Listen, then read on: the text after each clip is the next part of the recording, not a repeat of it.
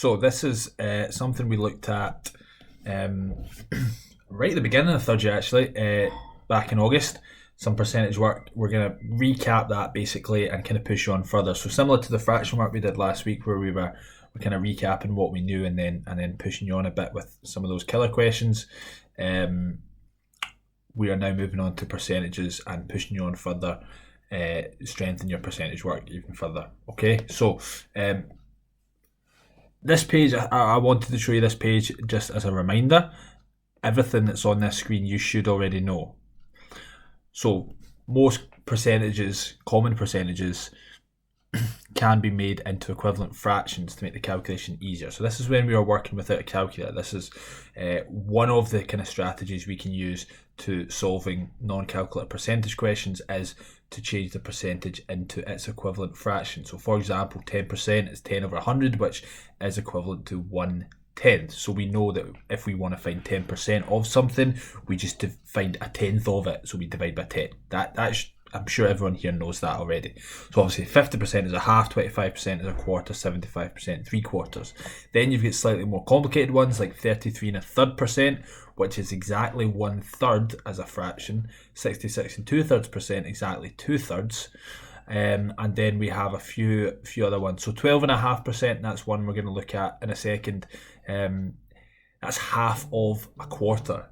So half of a quarter being 1/8. 1/2 times 1/4, 1/8.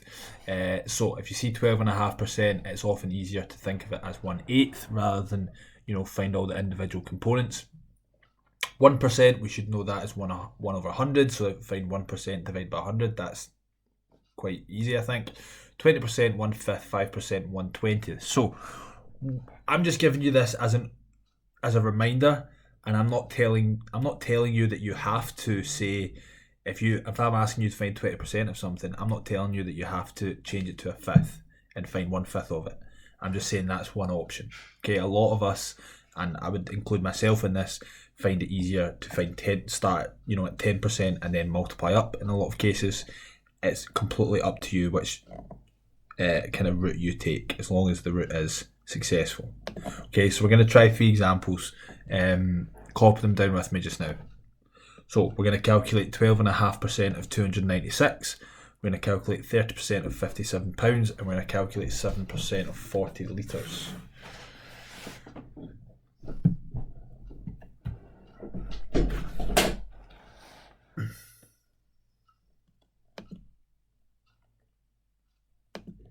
Okay, so just, I want to talk about the options that you have here. So when you're asked to find something like 12.5%, without a calculator,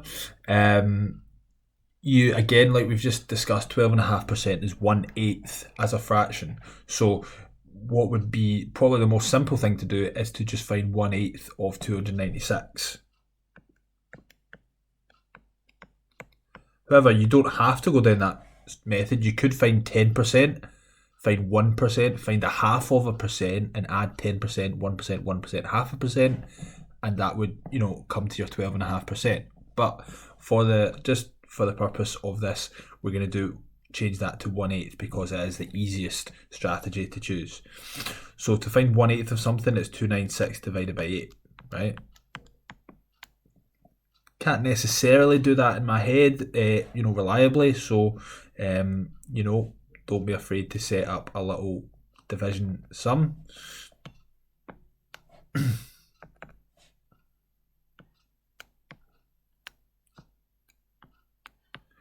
8 into 2 is going to be 0, carry the 2, 29. 8 into 29 is going to be 2, 3 is 24, 4 would be too many, so that's going to be 3 whole times, 24.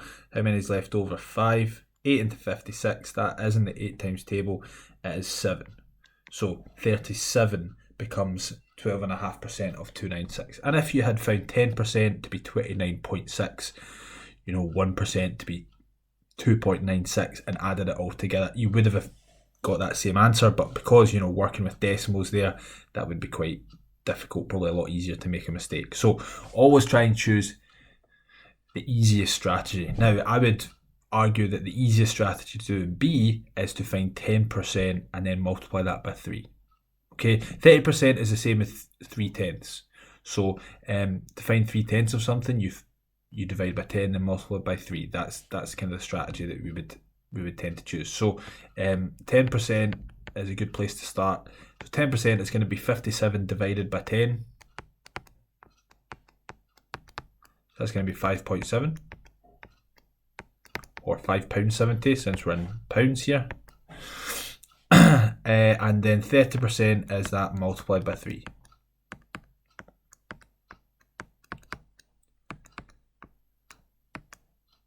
And I've just set it straight up into a multiplication like this.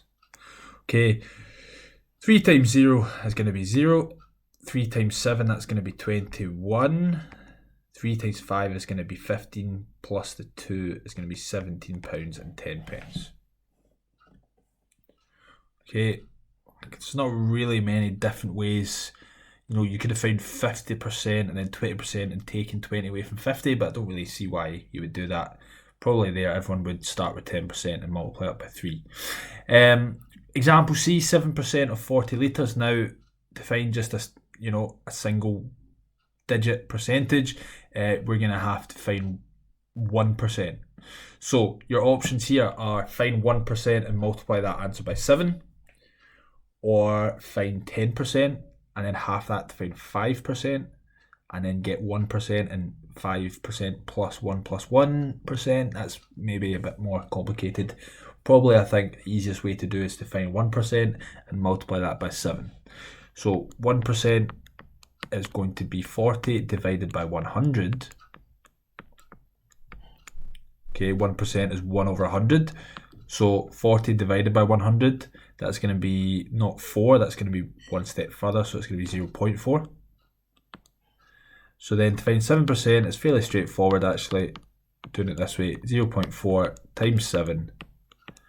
Well, 4 times 7 is 28, so 0.4 times 7 must be 2.8. And that is litres. Okay, so really it's all about finding the strategy that is most effective, most efficient for the way kind of your mind works. Sometimes some of them you might, be easier to change them to a fraction. Some of them maybe easier to start with 10% or 1%. Okay, one more to show you before I let you try some.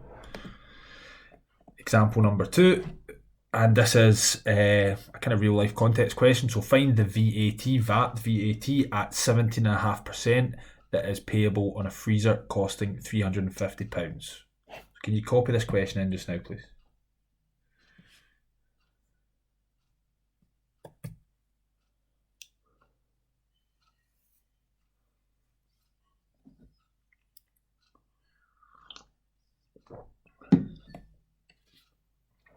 Okay, so we basically need to find 17.5% of £350. That's what we have to do here. So 17.5% it's not like 12.5%. It's not, doesn't equate to kind of a simple fraction. It'll be half of 35%, 35 over 100. That's not, a fraction. So what is going to be the most effective method here is to find 10%, to find 5%, and then find 2.5%. And if you add the three of those together, they add up to 17.5%, right? So find 10%, half that answer to find 5%, half that answer again to find 2.5%, and then add those three up. That's going to be your 17.5%. Okay, so 10% of 350 is going to be 350 divided by 10, which is £35. 5% is half of 10%, right? So 5 is half of 10. So 5% is half of 35, half of the 10%. So £35 divided by 2, which is £17.50. 2.5% is half of 5%. So 2.5% in this case is going to be £17.50 divided by 2. Okay, so what's that going to be? £8.75.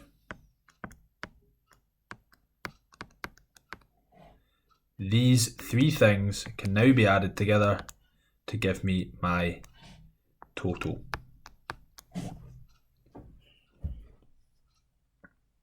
Okay, 005, 5712. Other side of the decimal point now, 5781. What's that? 5 and 7 is 12. Add 8 is 20. Add 1 is 21. 3 and 1 and 0, but there's an extra 2, so 4 and 2. So that's going to be £61.25. Okay, so that's VAT used to be, so that's, the tax that you pay on when you purchase most goods. So now it's 20%, which is a lot more easier to calculate. It used to be 17.5%, and that's how you would calculate your VAT on that payment. So 10%, 5%, 2.5%, add it all together gives you 17.5%. Do I have any questions or issues with that so far, third year?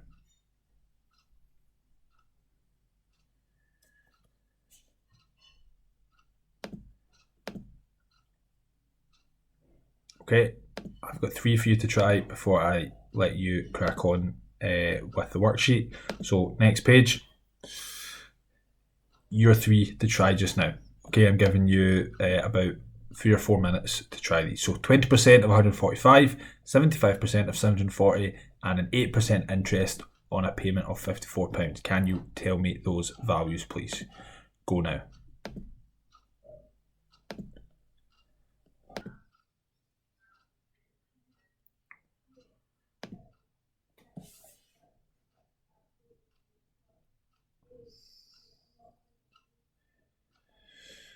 $555 is what I'm seeing from all of you. We all seem to have the same answer to this, do we? We've all got that. So, yeah, 75%. Again, this one is probably easier to go for the fraction. I would say you could do 10%, multiply it by 7, find 5%. 75% is quite simply 3/4 as a fraction, so that might be simpler in your head to say divide by 4 then times by 3. So 740 divided by 4, what's that? 13825. So 185 times 3 is therefore 3 times 5, 15.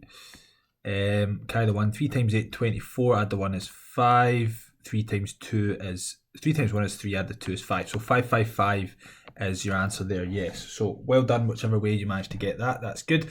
And then the 8% interest on a payment of £54. So just kind of trying to give that in a real life context. It's the same question. It's just 8% of £54. So what did you get for that? Yeah, and I would like it with kind of, if we're talking about money, to have your pound signs, but it doesn't really matter. As long as you've got the pound sign in your answer. Okay, £4.32 is the answer I'm getting from everyone, in fact. So assume that you all got it. So yeah, I don't know. Obviously, I can't see you're working. I don't know the ways you went about this. I'm guessing most of you.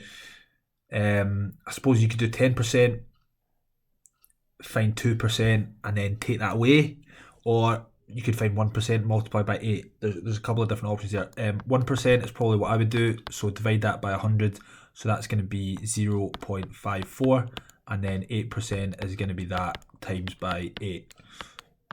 So 32, 43, yeah, 4.32.